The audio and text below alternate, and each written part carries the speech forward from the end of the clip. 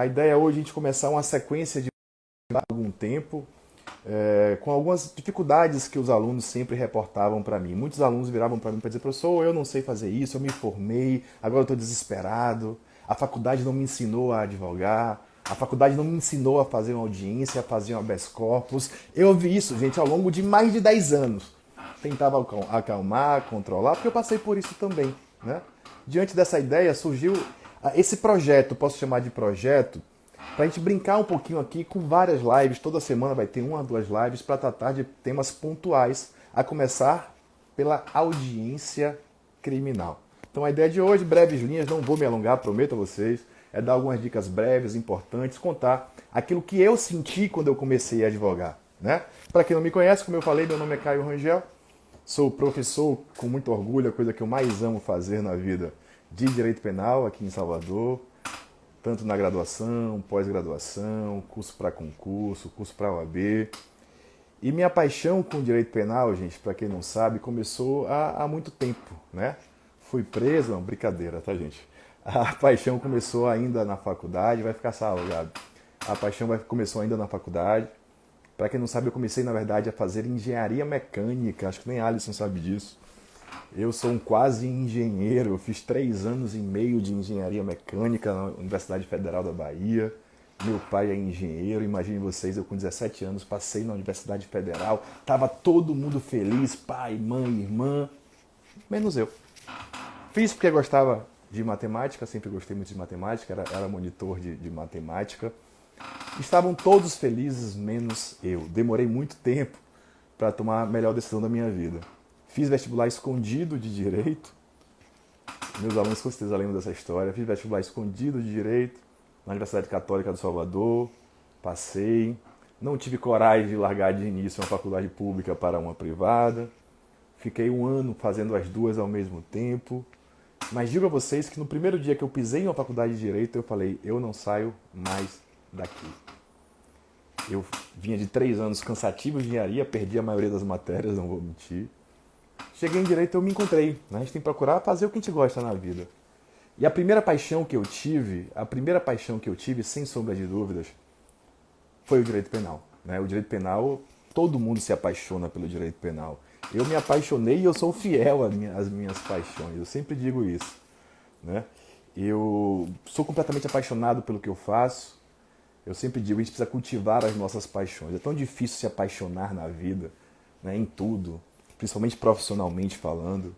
A partir do momento que eu tive o primeiro contato com o direito penal, ainda no 2º semestre, bem garoto ainda, tinha cabelo, o cabelo batia na testa, tinha bastante cabelo, por incrível que pareça. Eu estagiei voluntariamente na Defensoria Pública, trabalhava na Lafayette Coutinho, né, meu sócio de muitos anos de vida me levou como voluntário. A gente trabalhava na assistência aos indivíduos que estavam presos, né, recolhidos no regime semiaberto. E eu conheci esse sistema carcerário, esse sistema prisional, esse sistema desumano de perto. Cansei de ir e voltar triste, chorando, porque realmente o sistema carcerário brasileiro ele destrói a dignidade, ele destrói. Eu falei, olha, enquanto eu for advogado, eu vou lutar contra essa. Isso é uma arbitrariedade, né? A gente sempre fala estado de coisas inconstitucional. Eu cansei de atender um indivíduo com odor muito forte, eu perguntava para ele, isso eu lembro como se fosse hoje, tem quase 20 anos. Perguntava para ele e dizia assim, por que você tá assim? Faltou água, fedendo a merda. Ele respondia, sabe o que? Não, Caio. É porque se eu me limpar, vão abusar sexualmente de mim. Então não venha me dizer que porque tá preso, que cometeu um crime, que tem que sofrer as agruras do sistema carcerário, porque isso é desumano. Primeiro que a criminalidade ela tem motivos, ela tem um porquê, ela tem um antes. Todo comportamento na vida ele tem uma história. Se o indivíduo cometeu um delito, não estou justificando nada nem ninguém, mas eu não posso analisar o delito simplesmente isolado, uma foto. Vocês estão vendo aqui, é Caio Rangel, professor, uma foto. Vocês não sabem o filme que foi a vida está sendo a vida de Caio Rangel e de cada um de vocês. Então, muito mais importante do que criticar o crime em si é mudar o sistema penitenciário, o sistema carcerário. Então vocês aí que estão acompanhando a live, alguns de maneira com certeza ainda tímida, pensam em ser criminalistas ou já são criminalistas, sabem que é aquilo que eu estou dizendo. É uma decisão difícil, mas eu tenho muito orgulho da profissão que eu exerço. Caio, grande beijo, meu queridão. Eu tenho orgulho de ser advogado. Tenho também orgulho de ser advogado. Porque advogado, ele é um anteparo do Estado democrático do direito. Quando o advogado falha, não tem mais nada, nem ninguém para sustentar o Estado. Falo isso como advogado criminalista, que lida com a dignidade, que lida com a liberdade. Isso não é uma brincadeira. Nós merecemos respeito. E para ter respeito, temos também que respeitar as regras do jogo. Digo sempre, para ser um bom advogado criminalista, eu tenho que ser o cara mais correto do mundo. Porque minha palavra tem que ter legitimidade. Então não venha com essa historinha para começar que advogado criminalista é advogado de bandido, que humanos de direitos é para direitos humanos. Isso cansou. Né? Eu digo sempre discussões em família de um tio, certa feita, que virou para mim, contei isso de manhã. E falou, Caio, como é que você, rapaz, tão inteligente, novo, estuda tanto, como é que você advoga na área criminal? Como é que você advoga para bandido? Me pegou num dia que eu estava meio do avesso, tinha tomado 2 cervejas, não vou mentir, eu falei, não, peraí. Cansei de dizer que eu não sou advogado de bandido, que eu advogo para o direito, para as regras serem cumpridas. Não, cansei. Sempre digo isso na aula e é verdade, foi fato real. Eu falei, primeiro, quem é bandido? Bandido é esse indivíduo que você está criticando, que eu defendi, que furtou a zorra da desgrama de um celular? Ou bandido é você, que está aqui bebendo desde 10 horas da manhã na praia, vai pegar seu carro, dirigir com sua família, podendo colocar em risco um sem número de pessoas? Quem é bandido? Bandido é esse indivíduo que praticou a zorra do furto do celular? Ou será que bandido é você, que viajou para o exterior, foi para Miami, comprou não sei quantos computadores para sua empresa, não pagou o tributo devido? Por que ele é bandido e você não é bandido? Sabe por quê? Hipocrisia. Porque bandido sempre é o outro. Bandido nunca sou eu. Nunca o que eu faço é errado. É sempre o que fazem comigo, esse vitimismo exacerbado em nossa sociedade. Isso tem que acabar. Então, eu me apaixonei pelo direito penal, continuo apaixonado pelo direito penal, e lido com essas agruras todos os dias. Então estejam preparados que vamos enfrentar isso e a sociedade precisa de nós. A família critica até precisar. A sociedade critica até precisar. A nossa profissão é extremamente importante. Sem advogado, em especial meu local de fala, advogado criminalista, não existe justiça. Tem sempre uma fase que eu brinco, Felipe. Obrigado, Garinha. Sempre uma fase que eu brinco, que eu digo na prática. Tem um texto bem interessante, me fugiu agora o autor, que diz o seguinte: bons advogados podem defender pessoas não tão boas assim. Não tem nada a ver uma coisa com a outra. Existe hoje uma demonização da figura do advogado. O advogado é uma pessoa, o indivíduo que ele representa é outra completamente diferente. O advogado tem que ser profissional, justamente, Railane. Então é só esse desabafo para a gente começar. Quem me conhece, eu falo sempre isso. Estava contando aqui basicamente a minha trajetória, porque eu encontrei essas dificuldades ao longo da vida. Né? Eu comecei a dar aula muito cedo. Comecei a dar aula aos 23 anos de idade, mais ou menos, 23 anos para 24 anos, muito cedo, garoto. Tinha acabado de me formar na Universidade Católica do Salvador. Dei sorte, né? Porque apesar de ser uma universidade, em tese, que o nome é conservador, Universidade Católica do Salvador, na prática não é. Eu tive a sorte, né, de ter pessoas boas na minha vida. A professora Thaís de Carvalho, que é a minha madrinha na docência. O professor, que era o coordenador da faculdade, uma figura fantástica, Thomas Bacelar. Tiveram a ousadia e a coragem de colocar um menino de 23 anos em sala de aula, num curso de Direito. Isso, para mim, mudou a minha cabeça, mudou a minha vida, mudou a minha responsabilidade, amadureci muito mais cedo. E desde então me dedico para tudo que eu faço. Quem me conhece, quando eu piso o pé na sala de aula, meus problemas, que tenho como todos vocês, ficam fora da sala de aula. Diga bola, te amo, irmão. Ficam fora da sala de aula. Quando eu entro, é um personagem que eu visto, é uma outra pessoa, porque eu fico feliz, porque eu sei que eu posso contribuir com a vida de cada um de vocês. Porque eu estou lá não é para brincadeira, estou lá para passar o conhecimento que eu tive ao longo de alguns anos. Vitor foi aí da minha época também. Né? Rivalino, pô, que figuras ilustres. Fala, marcar pra fazer umas lives junto com vocês são fenômenos, sou fã de vocês. Então surgiu essa minha inquietação com a advocacia criminal. Hoje, atualmente, eu estou afastado da advocacia criminal temporariamente. Eu sou advogado, não estou. Eu assumi um cargo comissionado temporário no Tribunal de Justiça da Bahia. E tive a oportunidade de ver também a outra face, né? O outro lado, a outra visão. E para mim, como ser humano, como profissional, tem sido interessantíssimo. Um crescimento, eu consigo ver o lado do magistrado, o lado do juiz. Isso é importante, né?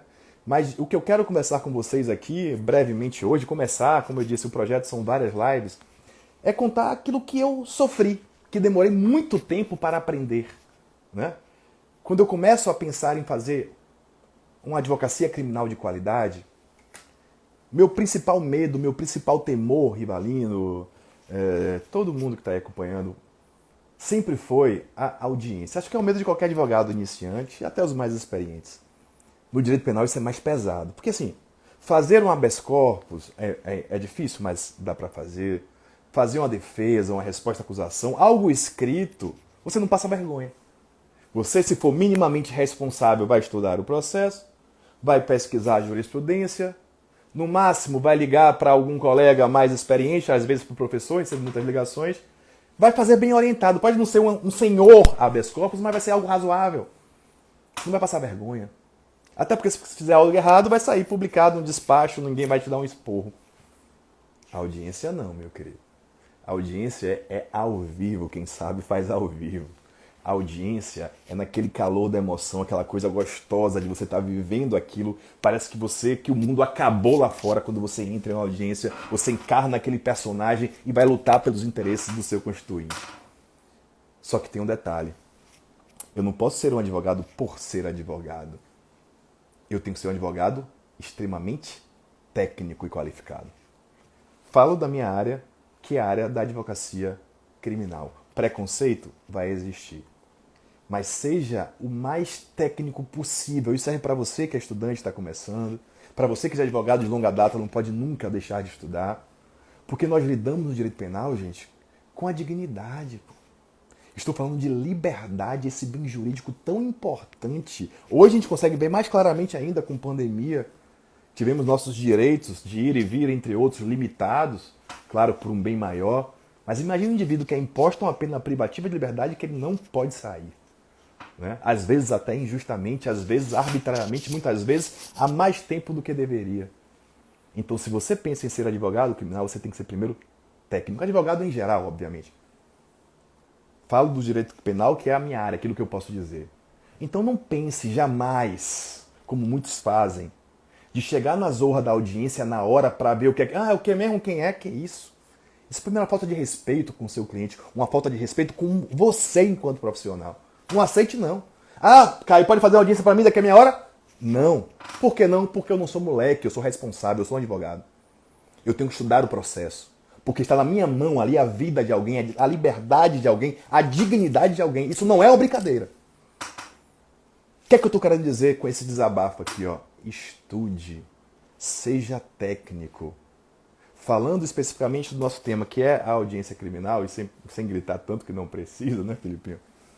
Você conhece bastante da área também. Eu tenho que estudar o processo. A audiência criminal ela se limita a antes, durante e depois, não é o durante.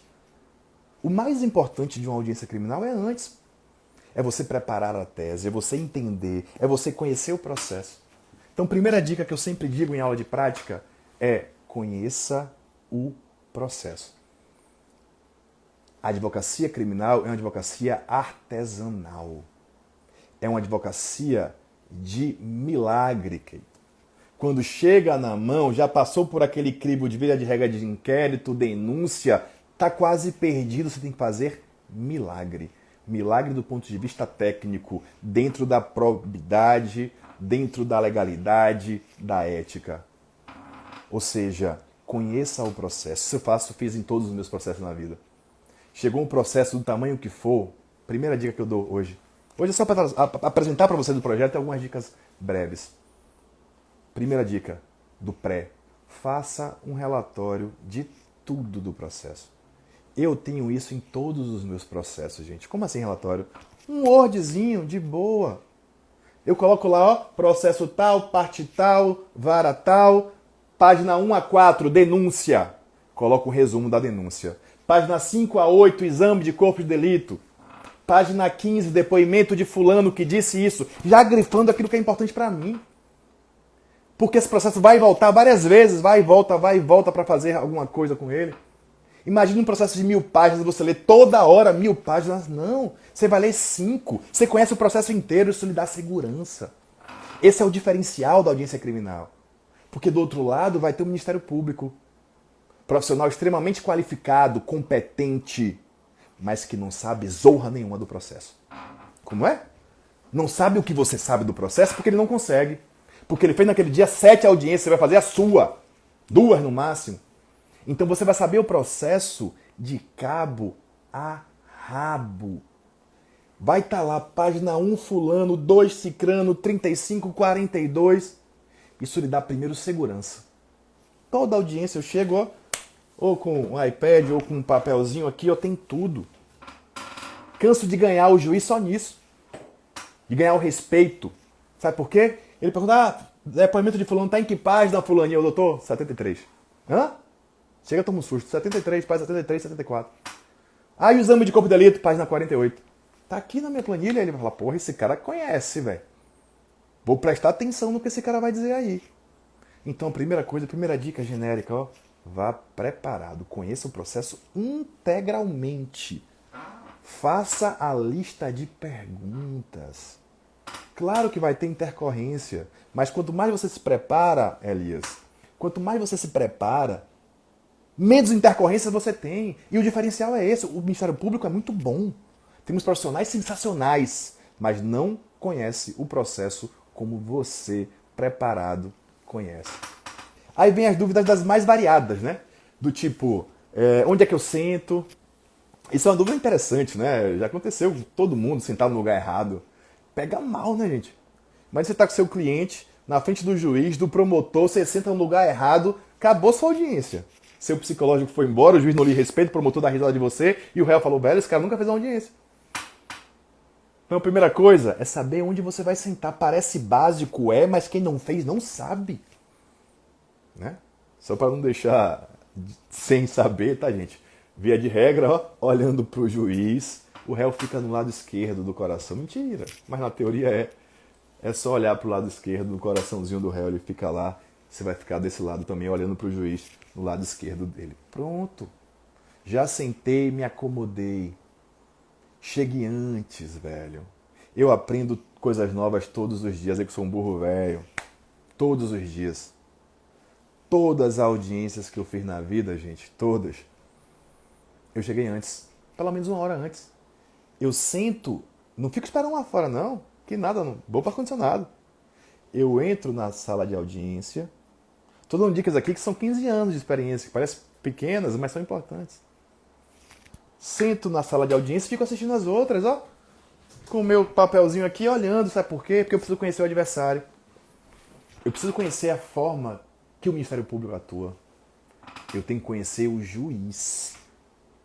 Tem juiz que deixa a zorra comer, que fica feliz se o pau estiver comendo na audiência. Tem vários, conheço vários. Tenho vários amigos, alunos, juízes, enfim. Cada um tem seu perfil. Tem juiz não, que é rédea curta, ele controla a audiência demais.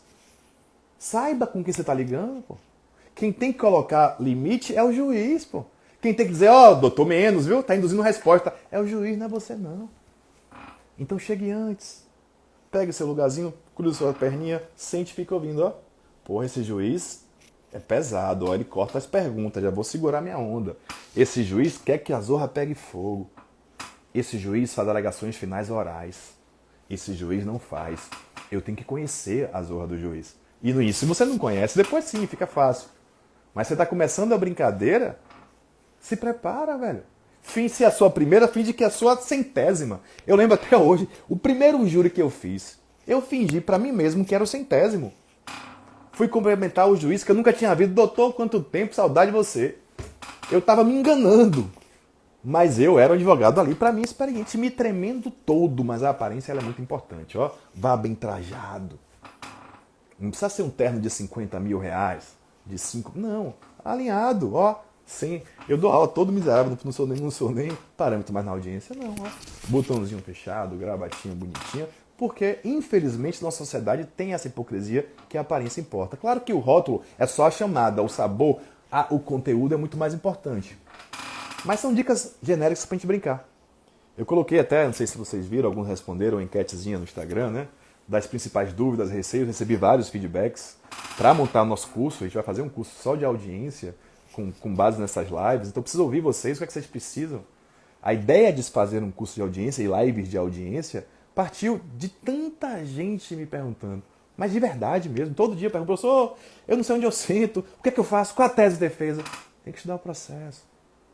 Perguntas comuns. Eu posso conversar com o réu? Não. Você deve conversar com o réu. Se você for para uma audiência sem conversar com a parte, nem vá.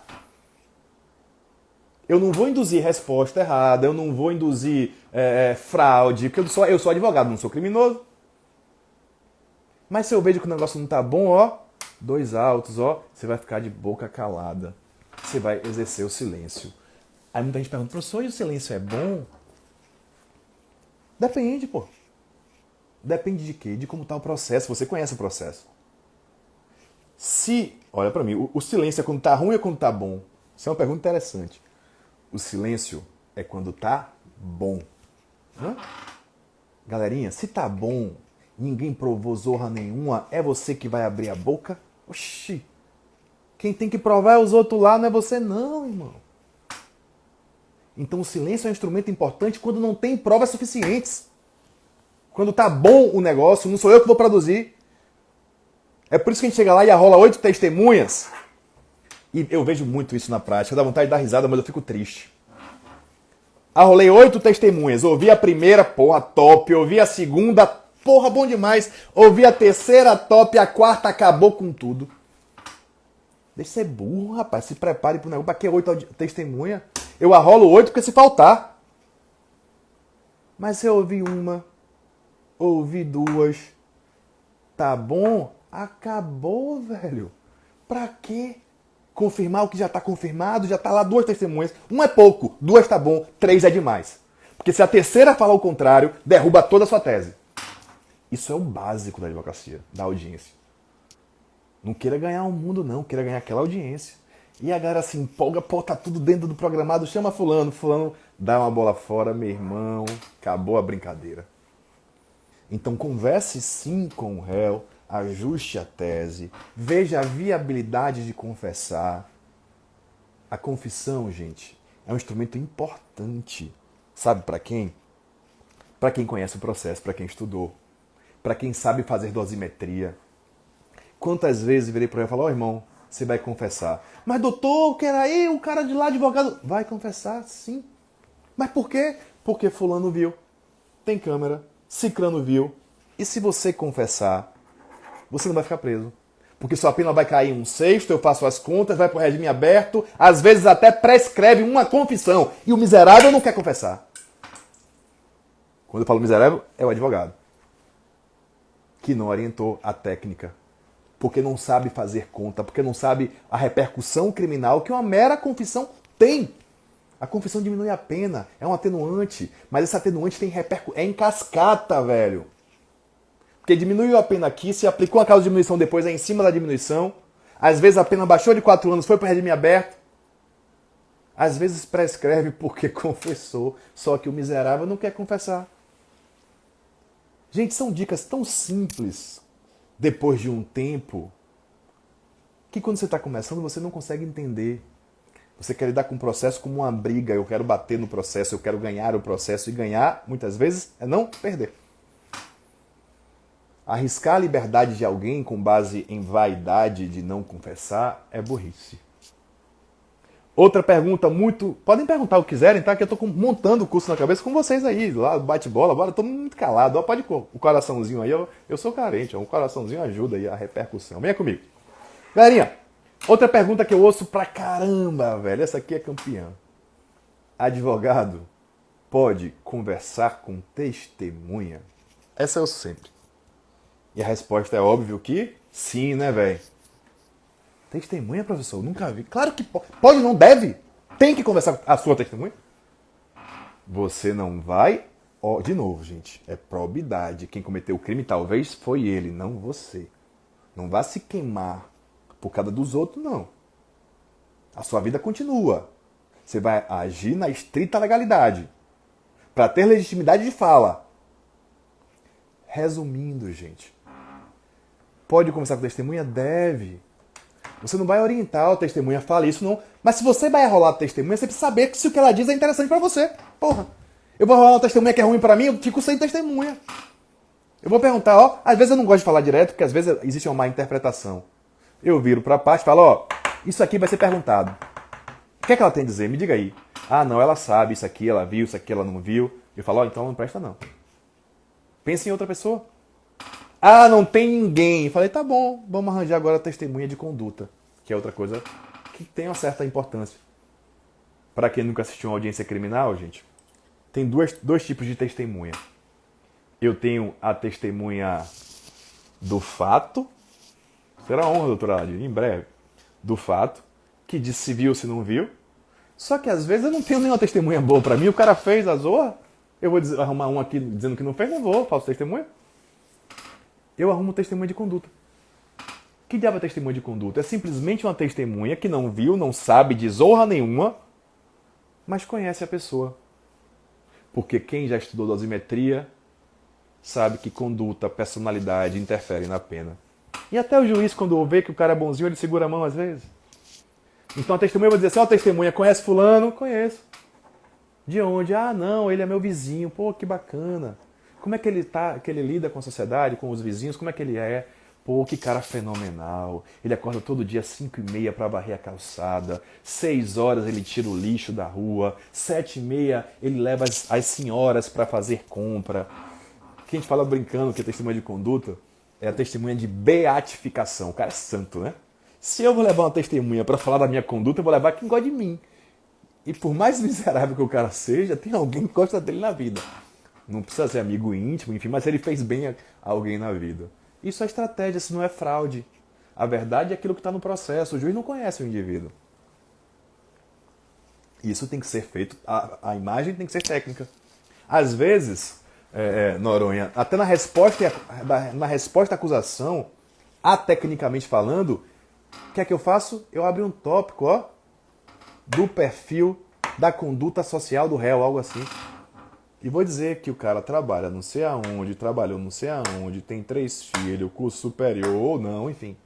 Porque o réu, o juiz não conhece o réu não, porque ele tá vendo ali que o réu fez merda. Mas ele precisa conhecer quem é o indivíduo. O filme, não a foto.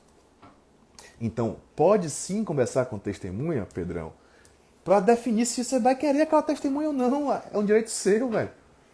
Estão entendendo o que eu tô querendo dizer? Eu não vou dizer para testemunha, ó, fale isso, fale aquilo. Não, que eu não sou burro. Eu ajo na legalidade. Quem cometeu alguma coisa errada foi ele. Isso não justifica o meu erro, jamais. Então percebam que cada tópicozinho desse aqui, eu posso fazer uma live. Os pais nem tanto. Tem, de preferência alguém, Wendel, que não seja amigo íntimo, enfim, alguém que não seja muito próximo, mas conheça, né? Para poder dizer, tem que conhecer. Então cada tópicozinho eu posso fazer uma live. Eu posso fazer uma live para montar teses, para fazer esse relatório inicial, como conversar com o réu, o que é que eu posso conversar com testemunha. Mas para mim, Caio, a parte mais importante da audiência em si, você já fez o preparatório todo, você levou seu relatório todo bonitinho, destrinchado, você conhece tudo do processo, velho. Você já mostrou pro juiz de cara que você sabe a zorra toda, quando ele tava procurando, você já diz a página tal. Então você cresceu, você virou advogado da zorra. Sua primeira audiência. Mas você é o cara. Você tá preparado? Só aprende fazendo.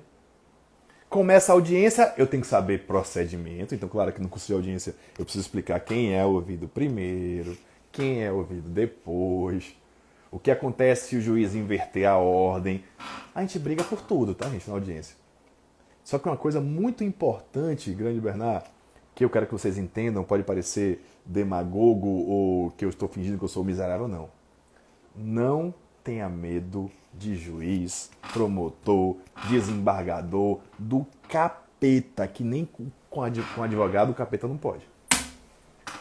Primeira lição que eu levo para uma audiência é não baixar a cabeça para ninguém, porque eu não devo nada a ninguém. A minha profissão é digna. Eu estou ali legitimado com a carteira da zorra da OAB. Isso é muito importante, gente. É claro que eu não estou dizendo para ser, obviamente, não é para ser agressivo. Eu respeito todo mundo, mas não sou submisso com ninguém. Estão anotando tudo, viu, gente? Não sou submisso a ninguém. O juiz pode ter um jeito, o promotor de outro, eu tenho o meu, eu vou rebater, eu vou para cima e ponto. E, para não falar um xingamento aqui em horário nobre no Brasil, com mais de 100 pessoas assistindo, aí pega mal para mim. Tem que fingir que eu sou bom moço. Galerinha, o que é que eu faço em audiência? Como é que eu pergunto? Primeiro, eu sempre brinco, mas é verdade. Falei hoje na palestra à tarde. A advocacia é a arte de não se emocionar. Pô, que frase de quem é? Não sei não. Mas é bonita. Como assim, professor? Galerinha bonita, o advogado não se emociona, não. Ele não precisa gritar com ninguém. Fora a júri, tá? Que tem todo o mise-en-scène. Ele não precisa xingar o advogado, o juiz, a outra. Não, é o contrário. A arbitrariedade se rebate com legalidade. Eu tenho que ser o mais polido possível, mas não vou baixar a cabeça para ninguém. Sim, senhor. Quantas vezes, viu, senhora Mandy Anderson? Quantas vezes eu fui contrário, não gosto do juiz, não preciso gostar de ninguém na vida, né? Mas eu não preciso ser rude, eu posso ser ríspido, no sentido de não preciso estar de gracinha.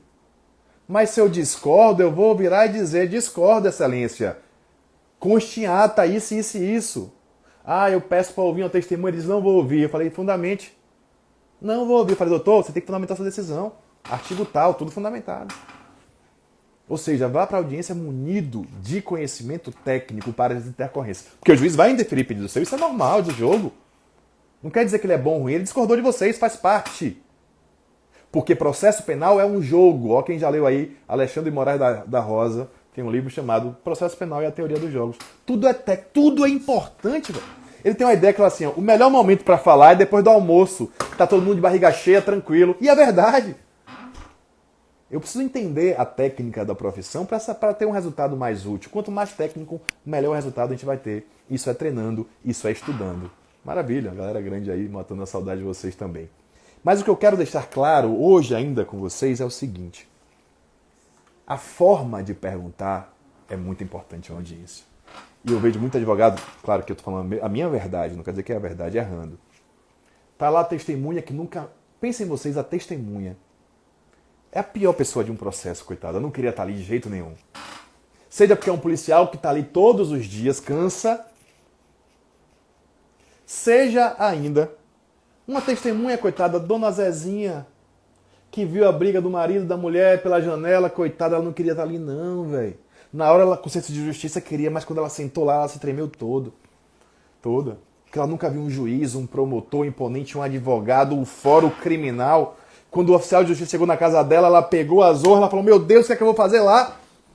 Então quem não queria estar lá é a testemunha, velho. O réu também, obviamente, né? Trate ela com zelo, tem empatia, velho. Aí, advogado, doutor Evans, vira e fala assim, ó.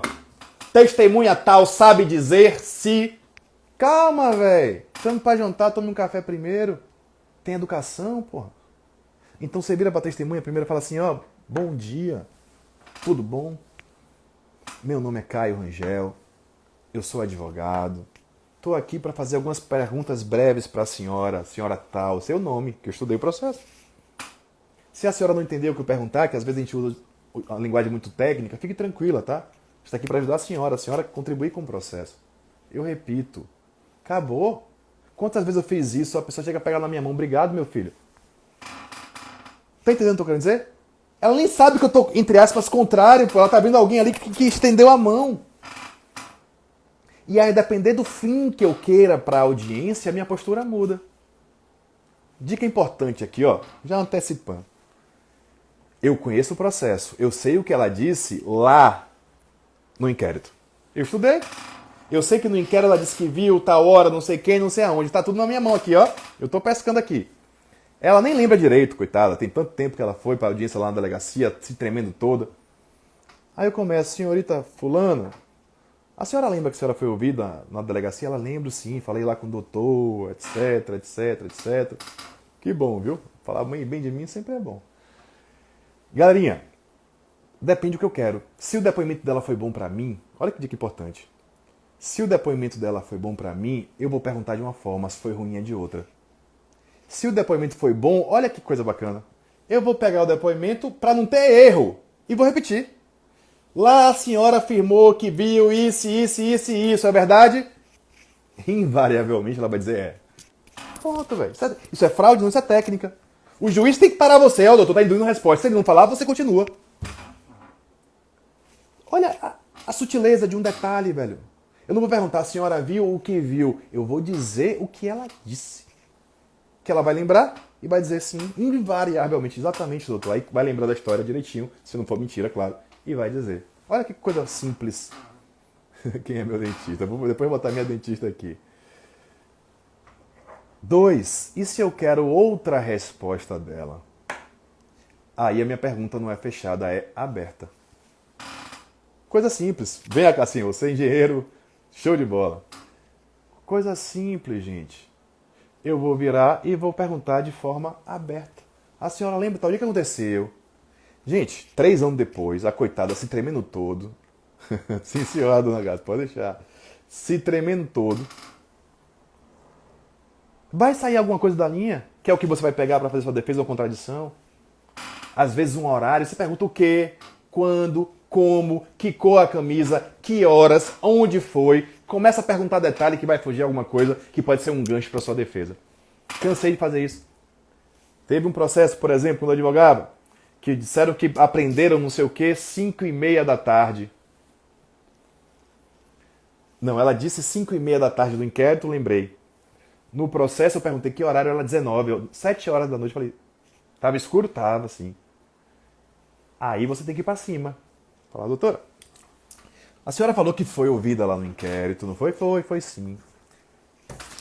Essa assinatura aqui é da senhora? É, sim, senhor. Você não vai perguntar a contradição logo, você vai primeiro dar aquele baque. É sim, porque eu falei, não, a senhora costuma assinar sem ler ou a senhora lê o que você assina?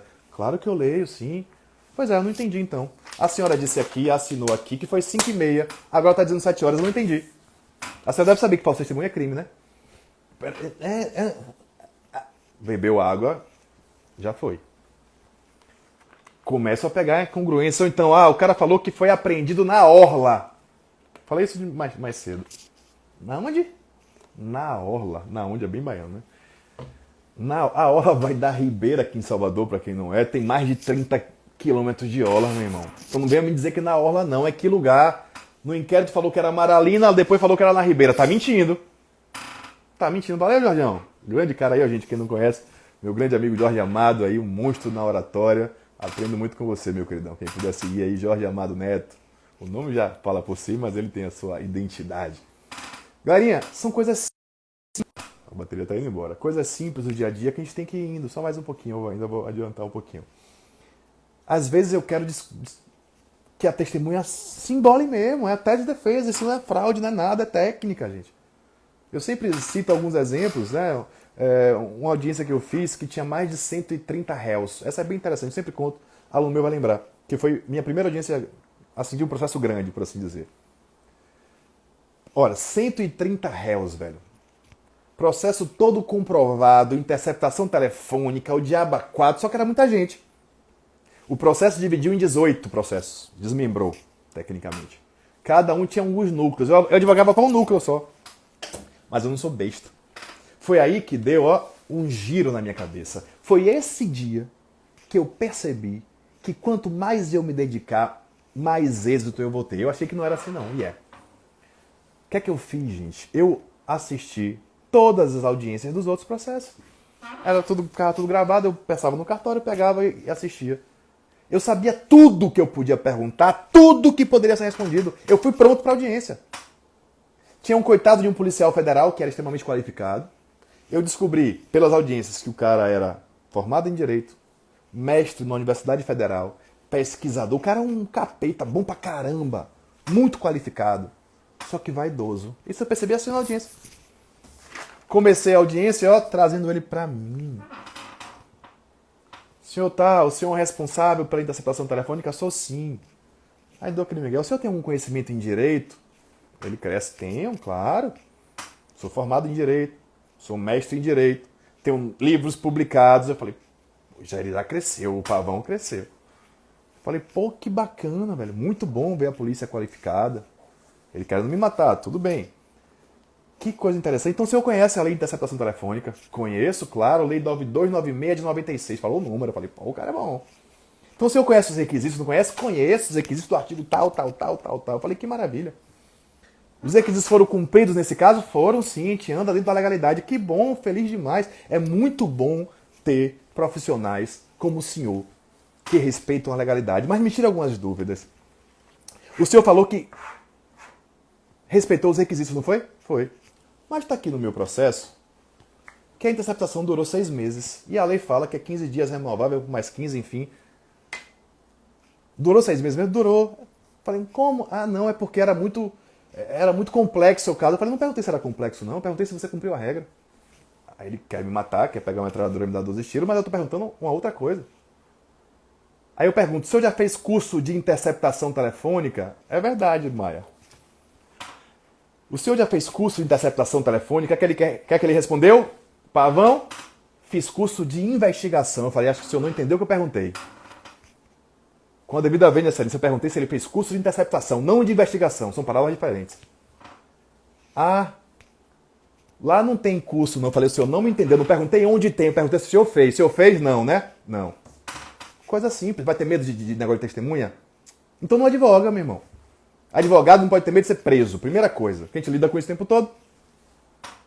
O cara começa a beber água, começa o raciocínio já não funciona. Pensa a gente estressado. Não funciona. Começa a ter uma brecha aqui, uma brecha ali. Aí tinha lá, ele colocava entre aspas as palavras com que isso é normal na prática, com o conteúdo que eles investigaram. Só que a interceptação não pode ter valor, não pode ser valorativa, não pode dizer o que eu acho, eu tenho que gravar o que é. Aí você assim, mas lá é assim. Eu não perguntei como era lá, meu querido. Só que o cara tinha 128 réus na cabeça, coitado. Ele não sabia detalhes de tudo, é óbvio, é ser humano. Então eu perguntei, nesse caso, como é que chegou fulano? Aprendeu algum dinheiro, aprendeu alguma coisa ali? Em geral, eu falei, não precisa nem continuar. Não perguntei em geral, eu perguntei nesse caso, o senhor sabe dizer ou não? Não, tá bom, obrigado, boa noite, pode ir. Ponto. Fui ríspido, fui rude, mas não faltei com respeito com ninguém. Se o Estado não tem o preparo necessário para responder as perguntas, o problema não é meu. Porque eu fiz o meu trabalho. Eu estudei o processo mais do que todo mundo, eu perdi horas e horas e horas e horas estudando um processo para fazer o que eu fui contratado. Por isso que cobre caro mesmo, que seu trabalho é bom. Se você faz um trabalho meia boca, nem você se sente legítimo em cobrar algo maior. Então, gente, qual era a ideia de hoje? Era só abrir essa brincadeira. Estou muito feliz com o quórum, né? Uma hora dessa, um horário nobre aí. Agradecer bastante a presença. Não estou acabando ainda não, só mais um pouquinho. Bastante a presença de todos vocês. O tema da live, até o pessoal que me ajuda na organização deve estar chateado comigo. Era até outro, né? Ô Santos, está aí também? Grande beijo. O tema é um pouquinho diferente. Eu tinha que contar um pouquinho da minha trajetória, mas eu não tenho lá essa trajetória toda, não. Mas a ideia é que a gente faça algumas lives interessantes sobre temas. Cada pontinho desse que eu trouxe aqui cabe uma discussão, tá? Assim, o uso do direito de silêncio. Outra coisa que a gente usa muito na prática, o indivíduo apenas responder as perguntas da defesa. Aí o MP quer morrer, velho. Quer morrer. Eu lembro de uma audiência que eu fiz em São Paulo, só o último caso que eu vou contar. Que eu fiz em São Paulo de um tráfico de drogas, Santi. Interessante, tá? Um caso pontual. Que ouviu em São Paulo o cara e a namorada dele, a noiva dele. A noiva dele afirmou que ele... Vou passar o dentista mesmo. A noiva dele afirmou que ele era usuário e era verdade, que comprava droga com dinheiro da mesada. Veio o promotor de lá e falou assim... Contei isso de tarde também na palestra. Quer dizer então que a senhora namora com um drogado filhinho de papai? Pelo amor de Deus. Se ele perguntou isso assim, é porque perguntou outras vezes e ninguém fez zorra nenhuma. Combater a arbitrariedade pela ordem. O senhor primeiro me respeite enquanto advogado, a instituição que eu represento, e respeite a testemunha que está aqui colaborando com a justiça. Aqui não é achismo do senhor, não. Aí começa o pau a quebrar, ele começa a se estressar de lá e de cá, aquele clima gostoso, bacana, aí vale. Aí vale brigar, quando tem arbitrariedade. Aí a gente quer acabar a brincadeira, então tá bom, doutor. É desse jeito? Pronto, acabou. O réu vai ser ouvido agora, e o senhor não vai abrir a boca. Oxi, o senhor vai mandar em mim? Vai abrir a boca e vai ficar calado, porque o réu não vai responder nenhuma pergunta sua. Ah, e pode isso? Falei, pode sim, o senhor sabe muito bem que pode. O STJ já decidiu no recurso tal, que o réu responde o que ele quiser. Se ele tem ampla defesa, ele usa a defesa se ele quiser, inclusive não usando. Você quer assim, então vai ser assim. Ponto. Talvez o próximo ele não vá cantar de galo, porque ele não é melhor que ninguém, porque tem a zorra da promotoria. É igual. Às vezes eu me exalto, tá, gente? Aí eu volto, é bipolaridade.